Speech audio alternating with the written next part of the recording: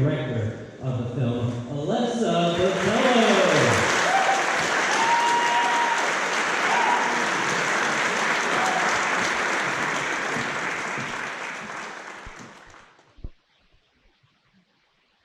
Now we're going to do a question and answer. So first, let me bring out Sean Campbell, the director of photography.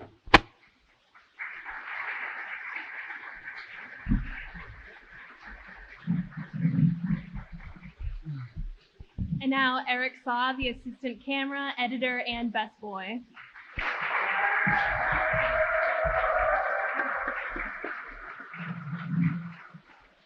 And Claudia Negalha, the wardrobe, hair, and makeup artist.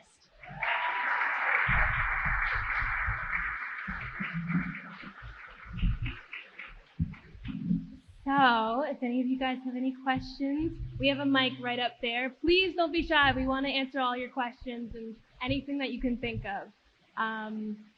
Yeah, so I guess like while we're thinking of stuff, I want to hand it off to Claudia first. So I got a lot of comments about how great the makeup was from different people who saw it. Can you tell us about the process for the broken nose? As in, like, figuring out how to do it, or? Yeah. So, funny thing about that, I only watched a few YouTube videos about it, and got all my makeup and just freehanded it. Really. I freehand like a lot of stuff, like some smash, and I guess you could say. So, really easy. Nice. So Sean, how did you figure out the particular style of shooting this? Like what you wanted it to look like? In the past, I did a lot of moving camera work on gimbals and stabilizers. So this time I felt the movie was more based on performance and it was more important to what Alyssa wanted.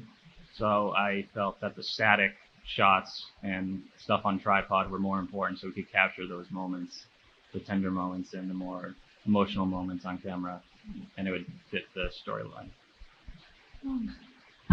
So I'll be the first to say that the whole process of making this, especially shooting weekend, we had 3 days to make this, which I know it's only 20 minutes and it seems very fast, but 20 minutes is a lot, especially for just 3 shooting days.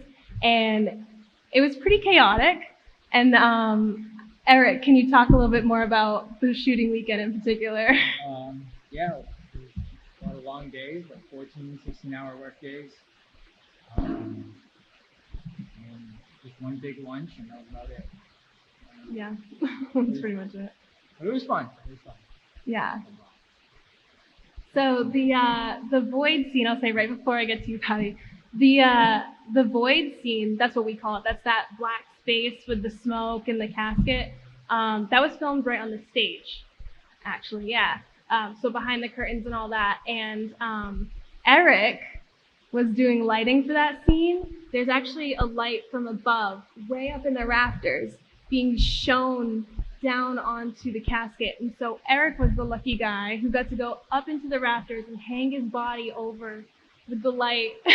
A lot of core strength. Yeah. Into the coffin. Yeah, so Patty, what do you got for us? Congratulations. We're very proud of you here at Town Hall. Thank All you. of you, congratulations. So my question is, how much does it cost, or how much did it cost you to create the film? And then how much on average does it really cost to do a short film? That's a good question. Yeah, so I ended up doing a lot of producer work like that. That's usually like, you know, the producer side of things. And for this film, we raised $3,000 through Indiegogo, which was amazing. And that's what we kept it to for the budget. And on average, a short film, it can be really like anything. There's this one that Sean and I love that was entered into Sundance a few years ago for like $3. They made it. And then there's others that you see the budget and it's $100,000, $200,000. And that can be intimidating to compete against those in film festivals. But yeah, I'm a firm believer that it's the storyline that is what makes a film more so than the budget and the production value. So. Yeah.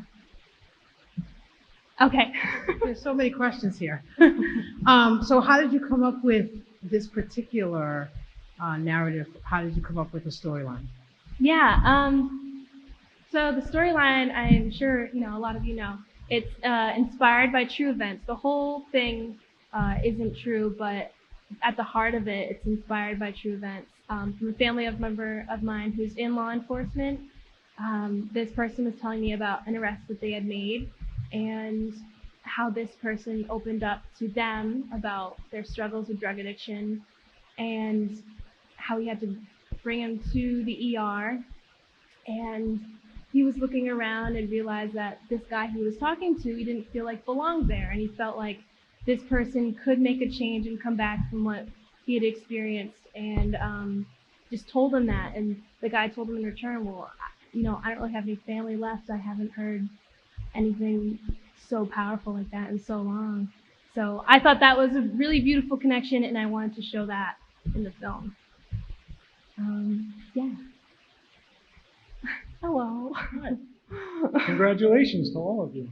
Great job. Can you mention a little bit about where you're going to go with the film from here? What's next? Yeah, so we're planning to enter into film festivals. We actually entered our first one a couple of hours ago, the Toronto Independent Film Festival. Yeah, so it's super exciting.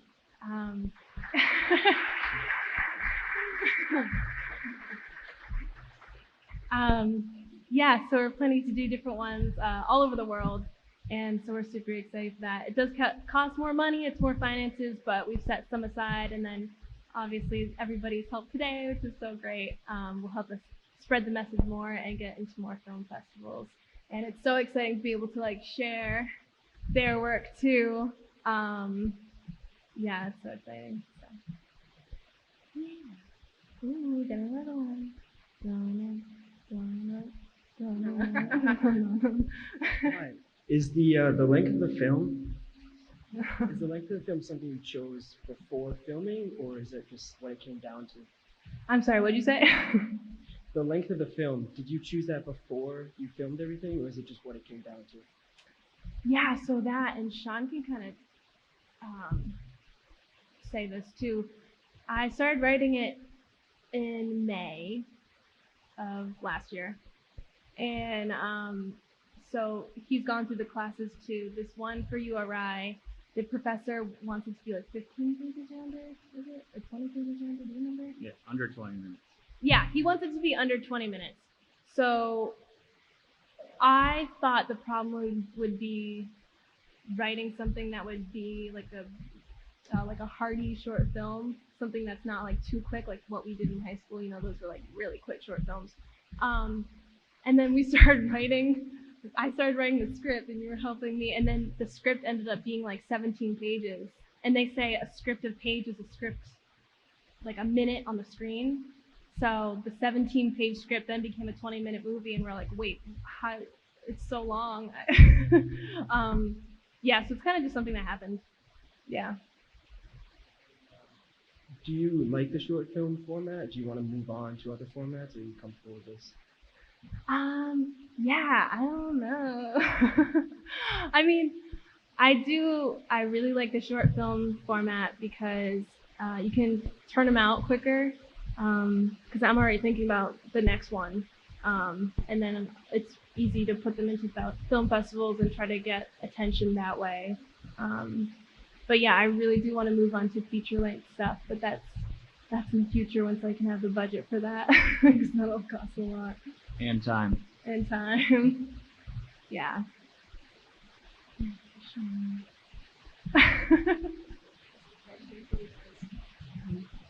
How would you respond to somebody who might say that the title of the film is kind of harsh, or I know it's kind of a derogatory term, but so how would you respond to that? Yeah, so it's definitely attention grabbing, first of all. But it's something that I thought a lot about.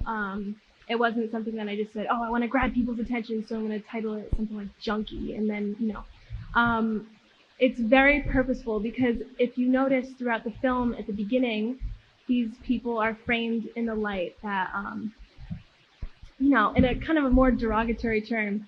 And as you go through the film, you start to realize that, oh, this is an actual person with an actual story and some really tough things going on in his life, and that he's not just a junkie. It's supposed to be a juxtaposition sort of to what, the person he actually is. So.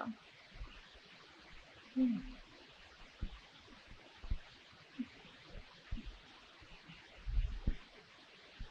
Congratulations again to all of you for doing this. Thank you. Fantastic job. Who inspired each one of you to get involved in filmmaking and doing this from each one of you? I love that. You guys want to go first? Okay. Claudia, you go first. Me. Okay. I guess ever since I was a kid, I've done camera work before, so I've always held a camera, taking pictures, all that jazz. Within high school, that's when I started getting really into makeup, costuming and stuff, and it flourished, I guess you could say, because now I'm here doing makeup and costumes and okay.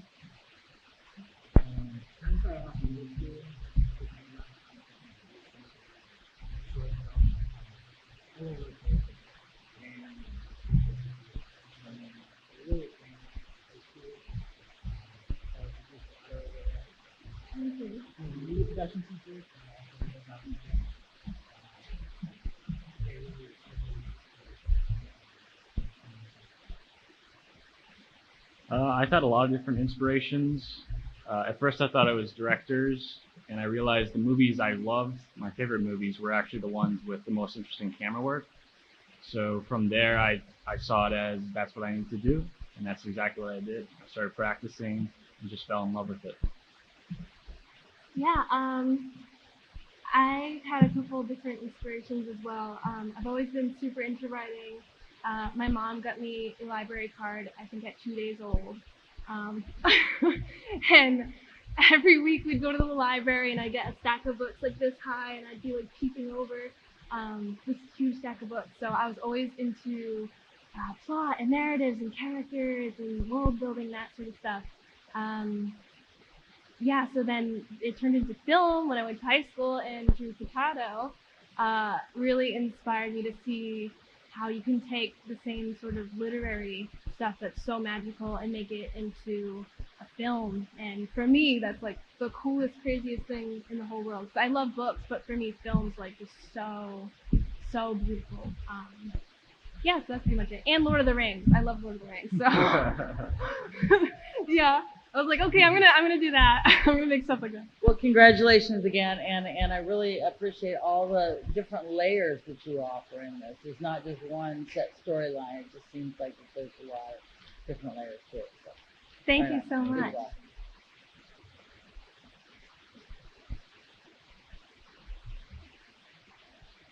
Hi, thank you. The hard stuff is the auditioning and the location scouting. I just wondered if you could tell us a little bit about that. Yeah, that was definitely really tough. I mean, these guys, I was talking with all of them throughout that process, and that was like so overwhelming and crazy. Yeah, so for the casting process, I was doing that at the same time as location scouting, and for that, I wanted to get people who are really invested into acting, more so as their main thing. So I put out casting calls all over the place, and there was this one website in particular that was like so hardcore. It's run out of LA, and I had to do a tutorial through the phone to even put my thing up there. Yeah, so I put that one out, and that one alone got like 200 something applications from actors. And then in total, I think we got about like 300 applications from people who wanted to be in the film.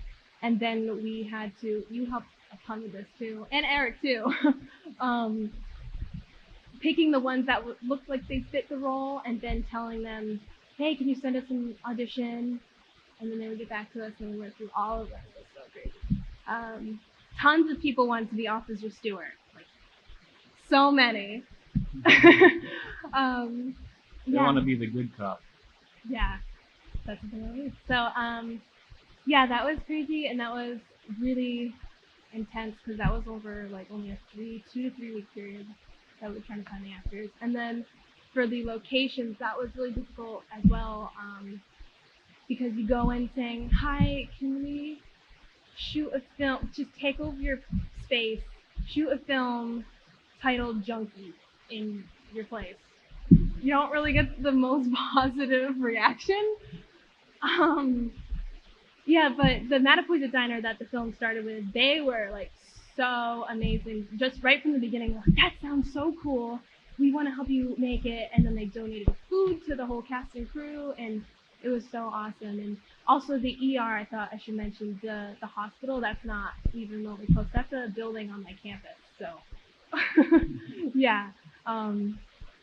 Yeah, so that's pretty much, it was a long time. More of a comment. I've known a couple of you guys for a couple of years. Fairhaven's proud of you guys. Thank You you. know, we just love what you guys do with the town, everything. So keep doing what you're doing. And like I said, I got your autograph. So when you're famous, Thanks.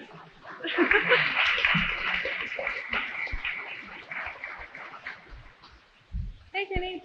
Hi, how's it going? So one thing I really picked up on was the sort of stark contrast between the attitudes of the two main police officers towards the person they arrested. Yeah. Can you sort of explain your motivation for showing those two different perspectives from the police? Yeah, that's a good question. So with that, I started off with Officer Stewart, the good cop, and there's kind of like two different layers to that too. He mentions, the older cop mentions that he's a rookie, and this also is kind of like aligned with the real life story, but it's also, I think, you know, when you go in with fresh eyes, you can see things that aren't really there when you become hardened to them. The older cop, he's been doing this for a very long time. It's the same old thing. He's seen a lot of people with these struggles, and, you know, he's just become sick of it. And he's just hardened off that way.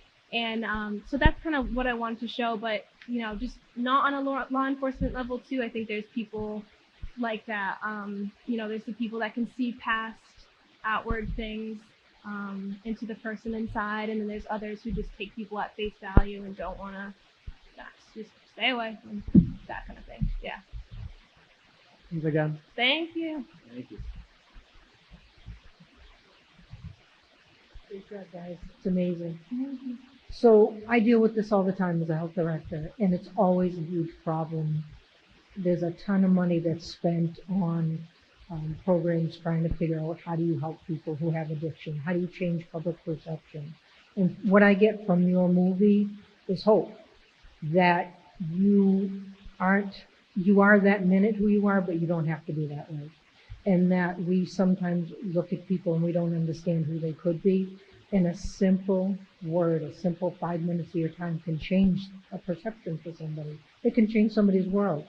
So my question is, do you think that you would make this available, like to some of these prevention programs that they have? Because I think it could be impactful to some of these people, just to know that that's, you know, it's that simple. Your message is so simple, and sometimes we overlook the simple, you know, the simplicity of things. So I think that might be beneficial down the road. Yeah, definitely. Yeah, I've like watched and rewatched this so many times because we were really into the editing process. But yeah, I like that you said that it's sometimes just simple messages that go overlooked. It might be that's what it takes, is one person. Yeah. And yeah, it changes exactly. the way you think, that you believe, because I believe in you, that you can believe in yourself. Yeah, exactly. Even if it's someone that was a stranger to you, you know, like 10 minutes It's usually someone who's a stranger to you. Yeah, yeah. But I thought it was great, and I think that, you know, you should perhaps make it available to some of these organizations and these programs, because I think it could change the world. I think it could make a difference, especially in our area. Yeah, that would be great. I've had a few directors of outreach programs back when we were still shooting it reach out and be like, oh, can you show this to our organizations? I was like, oh, of course. That's like a little bit intimidating on my part because I'm a filmmaker, and I don't have a lot of experience with those groups, but absolutely, like that's the point of making it. So yeah, I would love to show it to organizations. Good job. Thank you.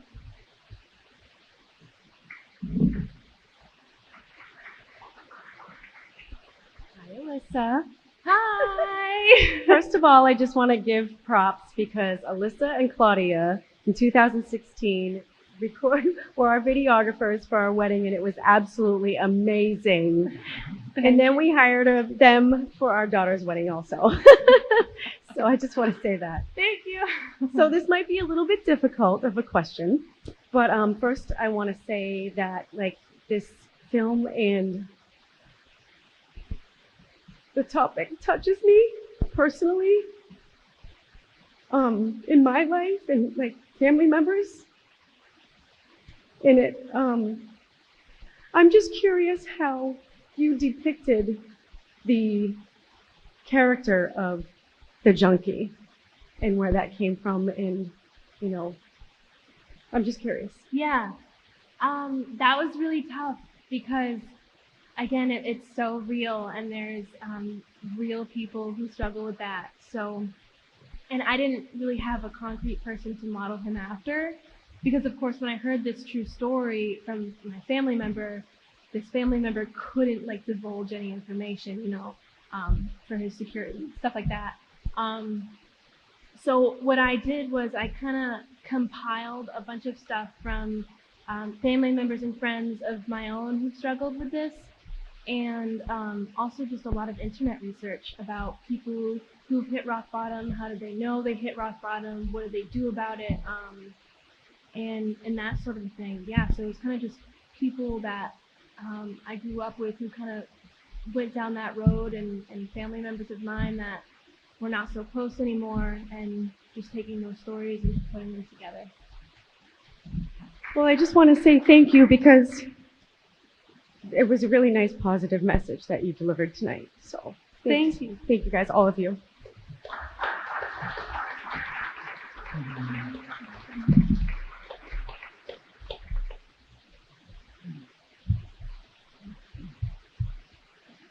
Hey guys. Hi. How are you? Good. How are you? Very good. Thank you for the film. It was really moving, a lot of different parts. I want to say thank you for the popcorn. I thought that was a great touch. Yeah. Thank you to Ellie. And the coffee and the water. But I was looking for the candy. Did you put it someplace else? Or, actually, I want to make a comment. There was one scene in the movie, and then I have a question afterwards, that really hit me. I thought it was a powerful moment when he was listening to the voicemail on his phone, and it seemed like there was so much that was revealed in that moment. That it really hit me. I mean, it was just, I thought it was amazing when he realized his mom was gone, and whoever it was, maybe it was his sister or something that didn't want him there, and it's almost like you could see his whole life and like what had happened to him. I just thought it was a powerful scene. I want to thank you for that. Question was about the editing and the length. So it was 20 minutes. How much film did you actually shoot? Did you shoot like a ton of film? These guys would know best because you were the ones who loaded the footage onto. How much do you think? Probably like 2 or 3 hours of footage. 2 or 3 hours, yeah. Was it difficult as far as in the editing? As far as deciding, oh, geez, I'd really like to keep that scene in, but it's because of the time constraints? Yeah. We put a lot of hours of editing into it, and it's really hard to decide what you want to keep, or what you need to keep, and what you might just want to keep. Like, I wanted to keep some things just because I was a camera guy and I liked that one shot, but the performance might not have been there. So it's kind of a balance that we have to find. But yeah, it was quite the process, and it was much longer than it is now at first. But I'm glad we got it down to 20 minutes, something that's digestible. Do you actually keep all that film, like in your own archives or whatever, or do you eventually just say, well, you know? Oh yeah, we always keep it. We have all of those gigabytes running. Actually, Erick. So I wanted to say too. So we I'll let you guys know the whole thing. So we had someone assemble all the footage and kind of make the first rough cut. And he did an amazing job, worked so hard on this first rough cut. But when I watched it, I was coming from a very different perspective, and I was like, I don't think this is how I want it to look and feel. And it kind of, I was like, this first cut, I don't know. It doesn't seem like my kind of a film that came from me. So I kind of went to you, Eric, and I was like, what do I do? Like, we're going to re-edit it, and he knows that we're going to make touches and stuff, and I was kind of freaking out, like, is it salvageable? I don't know. And tell me what that video. So she was kind of upset, but it's not coming out the way she wanted it. But it was so funny because the day before she told me that, I was on YouTube and I saw a YouTube video on how Star Wars was almost going to be like a terrible film. And George Lucas had a premiere with a couple other directors to watch the original cut of it. And if you ever get a chance to look at the video, it's like original, how Star Wars was almost terrible. And he had a couple directors, like Steven Spielberg and stuff, watch it. And there's a ton of scenes that you've never seen before. And the whole flow of the movie and the way it's edited and some shots that are used and the way the characters are introduced is just very off-putting. And they re-edited it. It was actually George Lucas's wife. She re-edited the whole beginning of the film, cut out a ton of stuff, used shots from the end of the film to put in the beginning, different exteriors, and really changed the story. I don't want to spoil Star Wars, but I'm gonna spoil it again. In the when they're gonna blow up the Death Star in Star Wars, if you guys have seen it. Yeah, spoiler. It's been out for like 40 years. When they're blowing up the Death Star is gonna go blow up one of the planets, and I think it's like the Jedi planet. But in the original cut, they don't have that. It's actually just the Death Star is just the Death Star, and then these good guys blew up this Death Star, and it didn't make any sense. So in the re-edit, they made it so that there's a reason why they're doing this. There's a reason why they gotta blow this up to save the galaxy and all that stuff. So I saw that video the day before she was telling me, like, oh my God, it's not coming out together and stuff. And I was like, don't worry. I watched this YouTube. I didn't tell her this, but I was like, don't worry, it'll be fine. I had 100% confidence. I watched the Star Wars video. If George Lucas can do it, I can do it. I got it. So.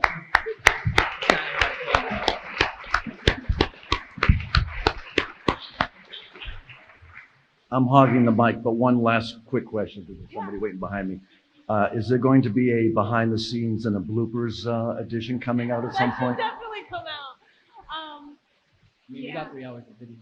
Think about it anyway. We've got a lot of stuff that, we should definitely put something together because there's some funny stuff in there. Yeah, and I also want to add one more thing too that, I don't know, you might find this interesting is the void, like I told you, that black space with the frog and the casket and all that. That originally, in the script, even up through still editing, I was going to keep that as one full piece. So, he's in the void, sees the casket, walks towards it, opens it, and he's inside. And then he's back into the store. And then you have the store and then right to the ER. We weren't going to split it into 2 until Eric was like, hey, I didn't read the script at all. He didn't Every day read. shooting, I kind of just puzzled it together. I wanted to focus on what my job was to do assistant camera and just help with the lighting and stuff. So I didn't worry anything about the script. Well, as I'm like on set and I'm watching how it goes, I'm like, all right, I think this scene is going to be the first one, and this is going to be the second one, and kind of like put it together. So as I was watching, I was like, all right, this kind of makes sense. And then when she showed me the first rough cut of it, I was like, oh, you put the whole void scene like here. I thought that was going to be split in 2. Now I felt like if I read the script beforehand, I would have had that, oh yeah, that's where it goes and that's how it belongs. So not reading the script, I guess, But just not reading it, kind of like I had like more of an open mind to like how to create the film. It wasn't like set in stone like that's how it's gonna be. So.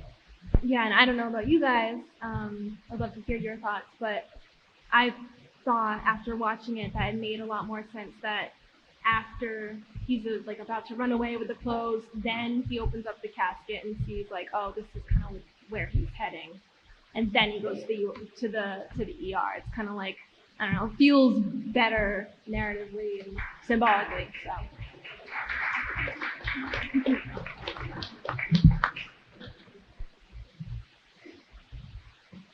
Hello. Hi there. I just wanted to say congratulations to all of you. Thank you.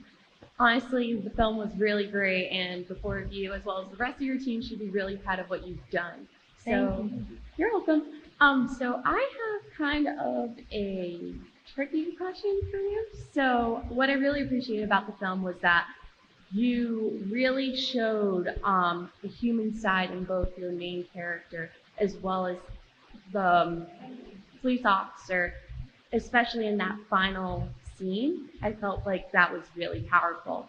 So we all know that drug addiction is a very powerful and sensitive topic, and it also gets stigmatized. And because of the way that you demonstrated it, I wanted to ask you how you managed to strike a balance in delicately showing a human side in both someone that's facing addiction as well as a human side of law enforcement wanting to help out that other person, most particularly through your script work, editing, costuming, whatever it may be.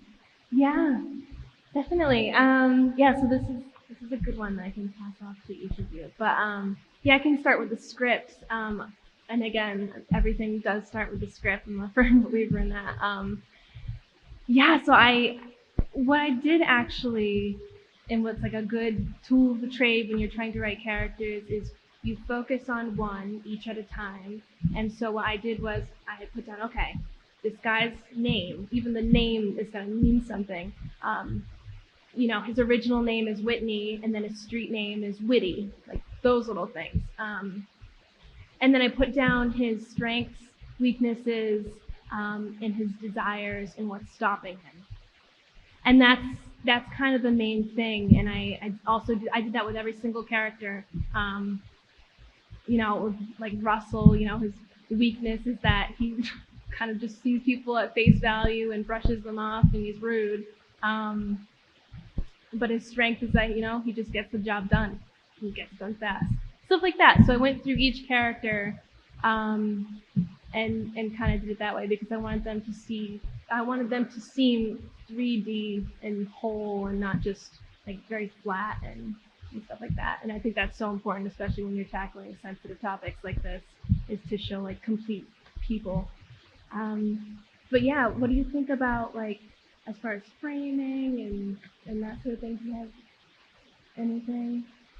Well, I think a lot of the human side of each character is shown through the edit, especially in that last scene when it's getting really intimate between them. Well, they're finally, especially Woody, the main character, is loosening up to the cop because he has his ideas about law enforcement as well. So the cutting was important there because we kept it kind of distant at first, and then when they finally were comfortable with each other, we got really close. And that way we could show the vulnerability of each character and the opening up and the changing of the characters.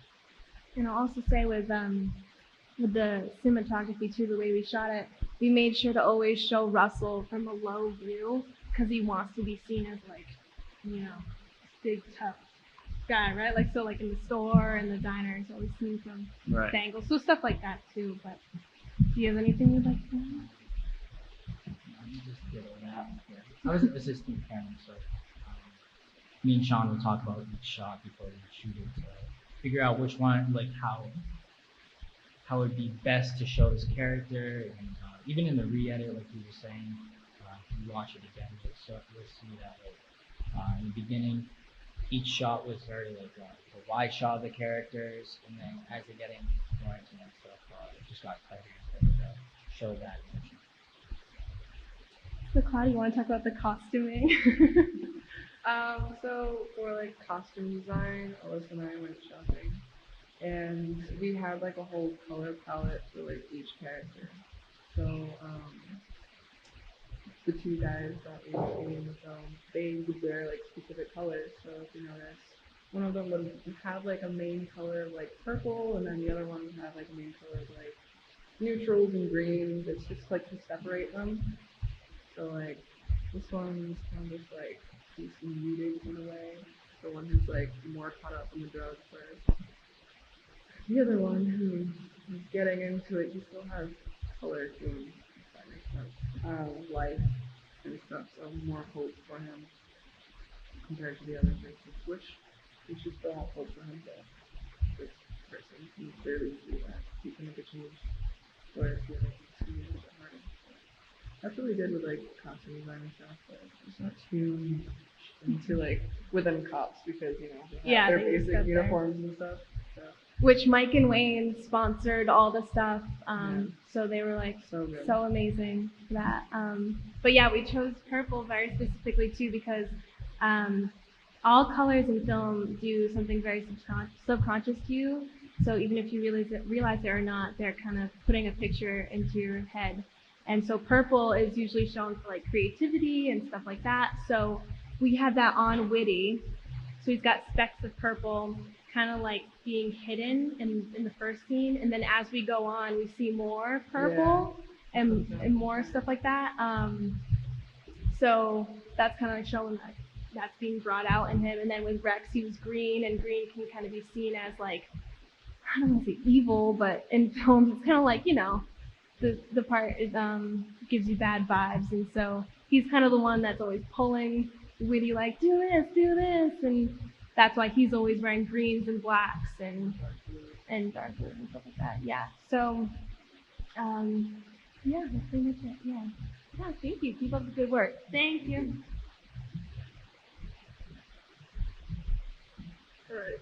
So, I was like involved with this, as you know, but I didn't know the script. I didn't know anything except the two scenes I helped work on. And I just want to say, since it was brought up, like I had no idea that the void thing wasn't going to be in those two separate chunks. And I thought that was like absolutely perfect. And it sounds so weird hearing it after the fact that it was just going to be one, because it was so perfectly done the way it came out.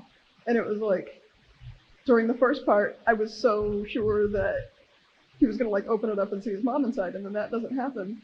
And then when it's playing like the second one, I was like, I didn't even have to think about it. I was like, no, it's going to be him in there. And I thought that was like really cool the way it was in the two separate parts like that. So that's about it. I don't know if I should have a question, but cool, thank you.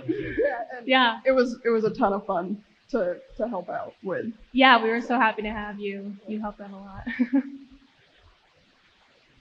I think that's it. Yeah, well, thank you all so much for coming.